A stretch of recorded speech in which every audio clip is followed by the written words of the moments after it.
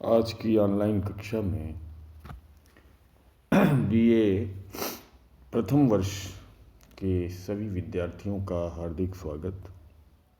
मैं डॉक्टर चंद्रलोचन त्रिपाठी, प्राचार्य राजकीय कन्या महाविद्यालय बहरोड।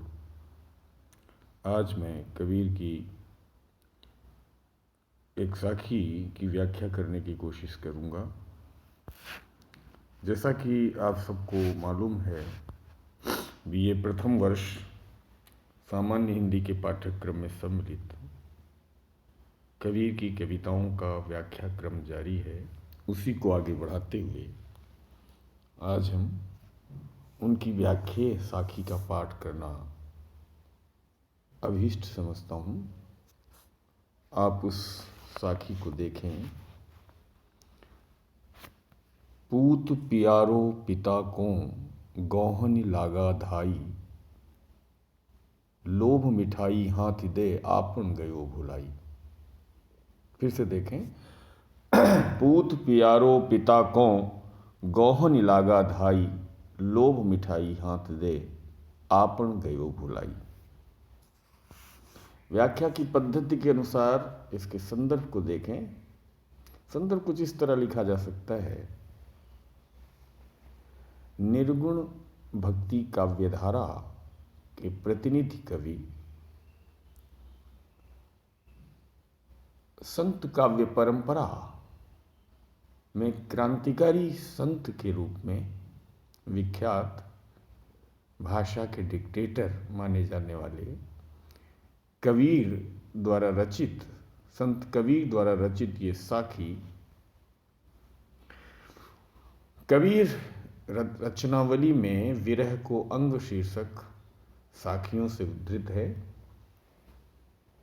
प्रसंगतः इस साखी में जीवात्मा की सांसारिक आसक्ति आदि का रहस्यात्मक चित्रण किया गया है। अब हम इसकी व्याख्या पर एकाग्र हों।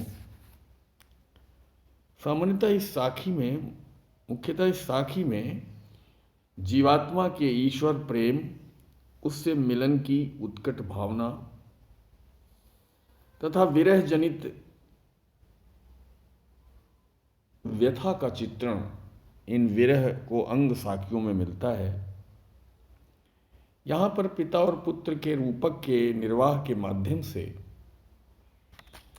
कबीर ने जीवात्मा और परमात्मा या जीवात्मा की सांसारिक आसक्ति के कारण वो अपने परम पिता परमात्मा से कैसे मिल नहीं पाता है, उसका साथ छोड़ देता है और सांसारिक आसक्ति में लीन हो जाता है। इसी बात को उन्होंने अन्योक्ति के माध्यम से, एक रूपक के माध्यम से व्यक्त किया है। अब आप देखें इस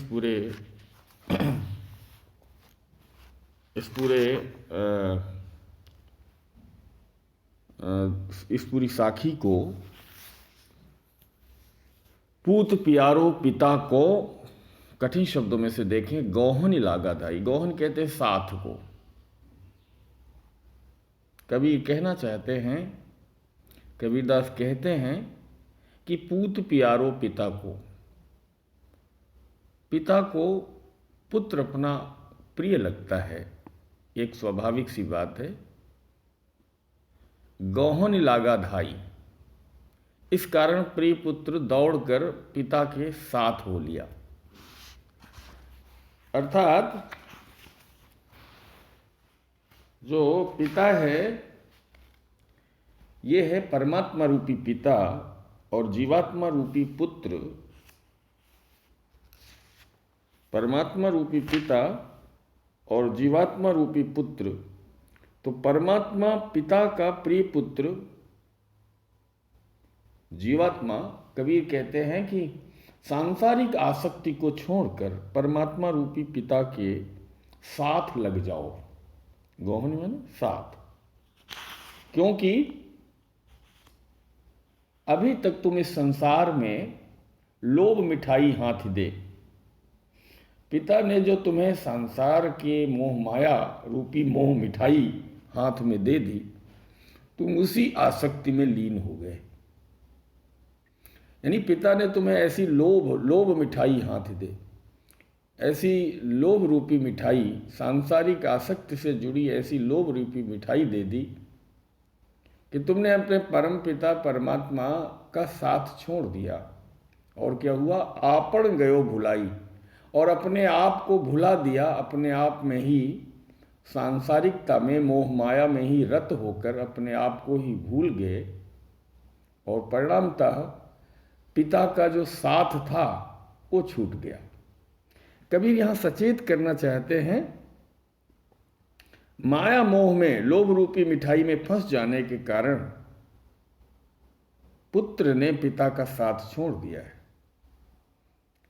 अब यहां चेताता हुआ, चेतावनी देता हुआ कि कम से कम अब तो चेत जाओ और लोभ को छोड़कर, मोह माया आसक्ति को छोड़कर अपने जनक से, अपने परम पिता परमात्मा के साथ लग जाओ। कहने की जरूरत नहीं कि यहाँ पर जीवात्मा को पुत्र और परमात्मा को ही परमपिता के रूप में देखा है कवि ने इसी संबंध में।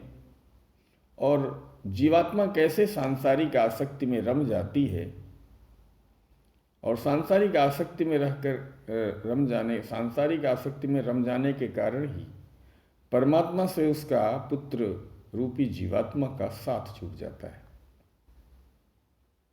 फिर भी कवि जो है वो परमात्मा को प्राप्त कर लेने की आकांक्षा रखते हुए सचेत कर रहा है जीवात्मा रूपी पुत्र को। इस पूरी साखी में अगर हम आलोचनात्मक टिप्पणी के रूप में कहें तो लौकिक रूपक के माध्यम से और अन्योक्ति अलंकार का बहुत ही सुंदर प्रयोग किया है कवि ने। रूपक और अन्योक्ति के प्रयोग से इस साखी में जो कबीर कहना चाहते हैं, जो कबीर के कहने का मूल मंतव्य है, उसको कहने में वो पूरी तरह से सफल साबित हुए हैं। यहाँ पर कवि ने लौकिक रूपक के माध्यम से, लौकिक पिता और पुत्र के रूपक के माध्यम से, यानी इस लौकिक संबंध के निर्वाह से जीवात्मा को, जीवात्मा रूपी पुत्र को परमपिता रूपी परमात्मा से लग जाने से, एकाकार हो जाने की ओर सचेष्ट किया है।